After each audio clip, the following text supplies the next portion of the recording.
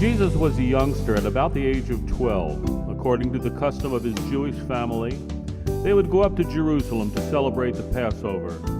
That became a foretaste of what would happen at Calvary. Can you imagine what it's like to be so far away from home and not to have your child right by your side? They had to be a little apprehensive of what was going on, in that they may have lost the very Son of God.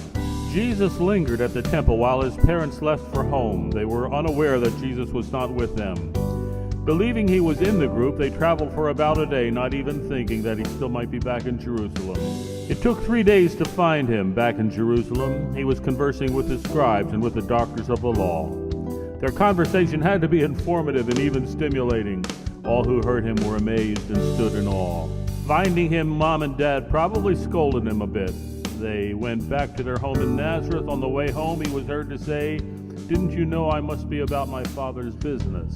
Returning with his parents, the event seemingly coming to an end, his mother treasuring all these things in her heart.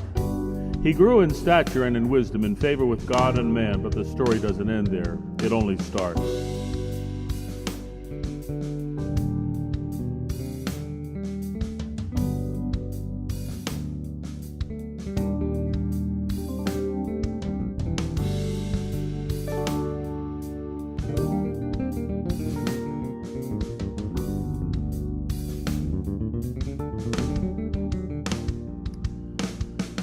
Were Joe and Nick there that day? What do you suppose they heard? Did they get the gravity of this Jewish boy's word? Did he expound the scriptures from Moses to the prophets in the same way that he did on the road to Emmaus? Nearly 20 years had come and gone away.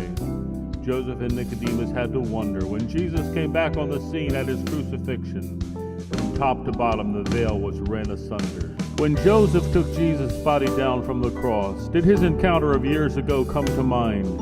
Did the investment of God's word nearly 20 years before have an effect on this man's resign? "The scepter shall not depart from Judah till Shiloh come," was a prophecy that was given years before. The Messiah had come, but not many were aware that by faith in him, he will save the soul.